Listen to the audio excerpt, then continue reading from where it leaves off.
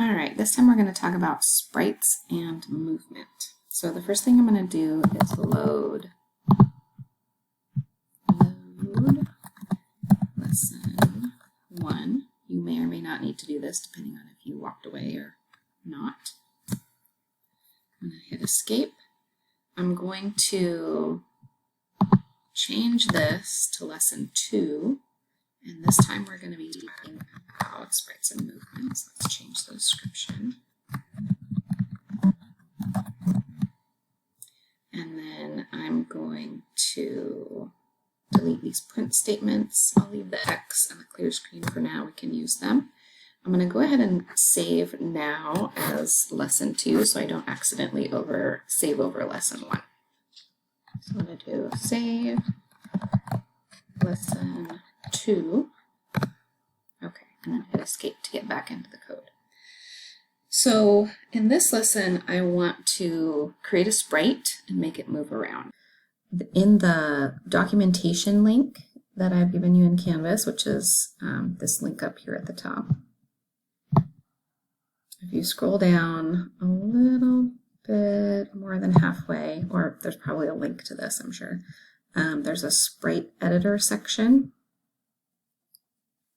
And it shows you, there's like a little GIF of some things that you can do. So when you're making your pixel art, you want to make sure that you are in the sprite editor. This video doesn't show it here, but if I go to my editor where I can actually look at my code and stuff, if I look in the sprite editor, there are 2 different tabs here. One is tiles, so this little robot guy is in the tiles tab, and then there is a sprites tab. And you want to be in the sprites tab when you're making things that you want to be able to move around. And you want to be in the tiles tab when you're making things that are kind of just sitting in the background. Okay, so we can move this little box around.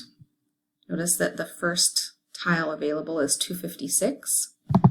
Or sorry, first sprite location available is 256. And in the tiles, it goes from 0 all the way to 255. And that 0 to 255 is a certain amount of memory.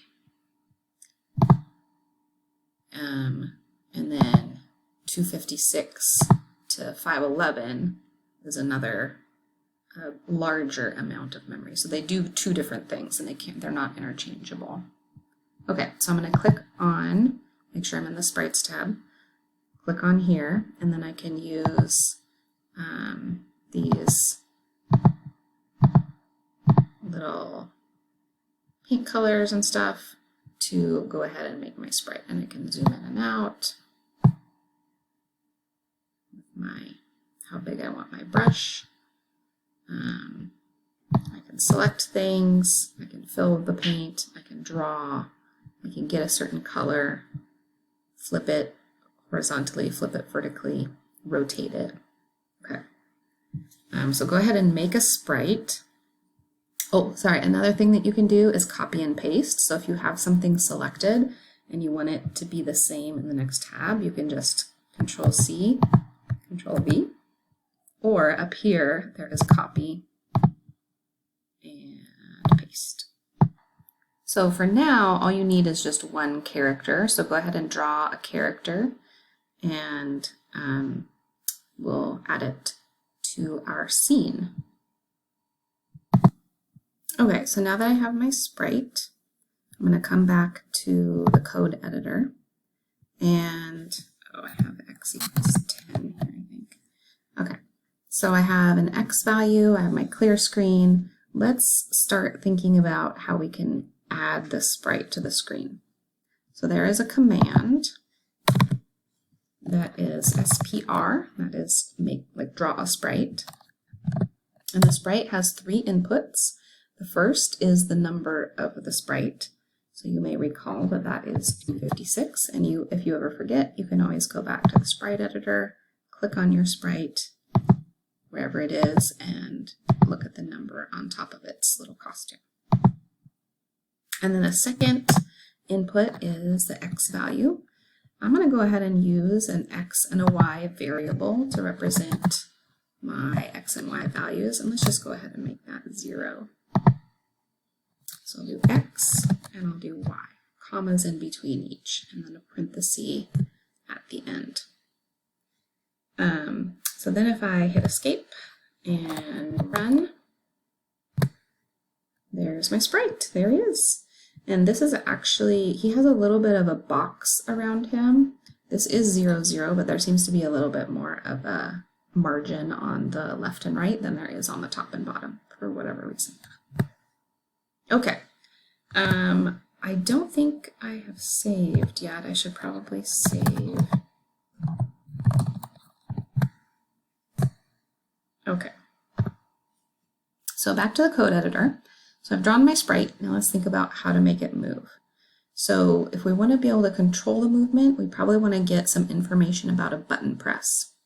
I'm going to go ahead and comment out this sprite here just for a minute while we talk about button presses. There are 2 different button commands. So the first one that we're going to talk about is btn.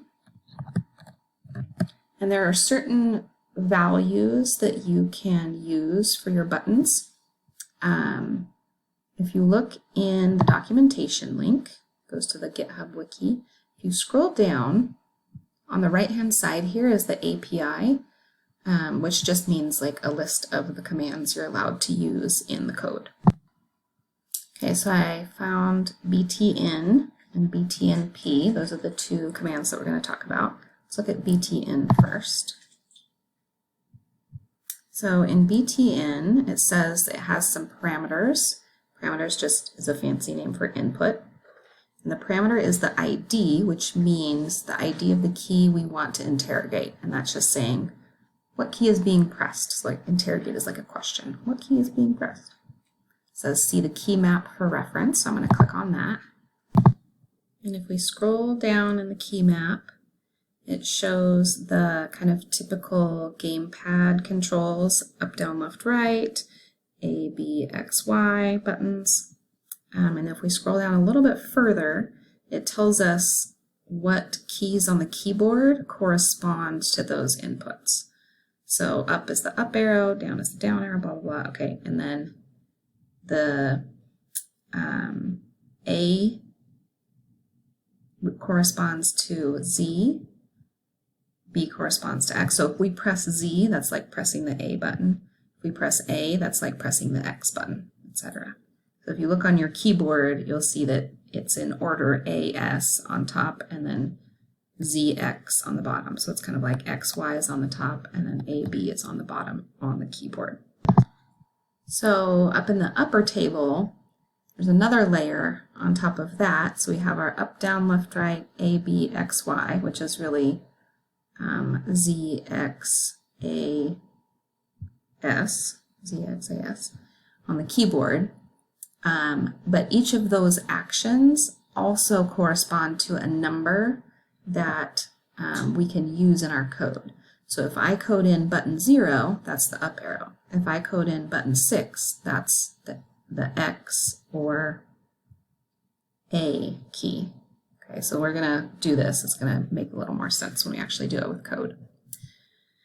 Okay, so let's go look at what button does. So I have button 0. Remember that means the up arrow. And I'm going to print the value of that button. So that button 0 is a function, just like TIC is a function. That means it can run some code, it can take inputs, and it can also give information back. It can let us kind of read information, and it's called returning a value. So if I run this code, come on.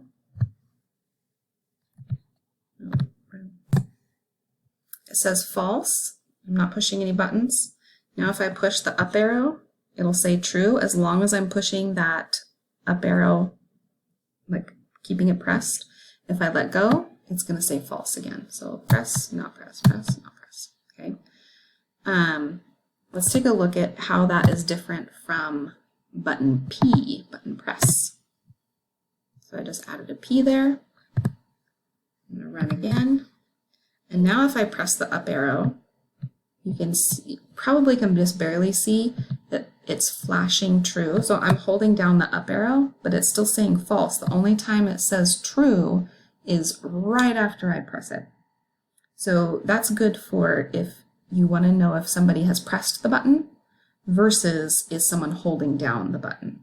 Okay, so button P is good if you want to know did they press the button, and the BTN without the P is good if you want to know are they holding down the button. So let's go with holding down the button since we're going to be making the character move around. That seems a little more natural. I'm going to go ahead and add a comment up here that is up equals 0, down equals 1. So we could test that by running. And if I press the down button, it says true. If I press any other button, nothing happens. It only changes if I press true.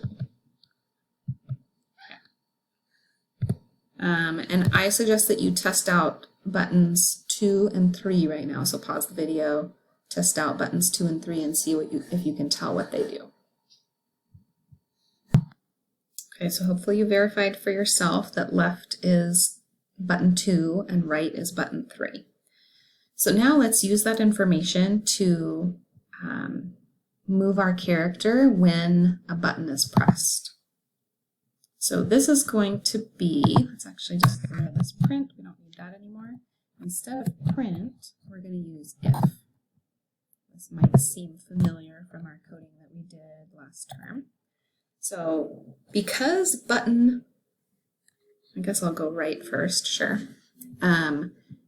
Because the button function returns a value of true or false, we can use that directly in our if statement. Because remember, if statements need a condition, which is either true or false.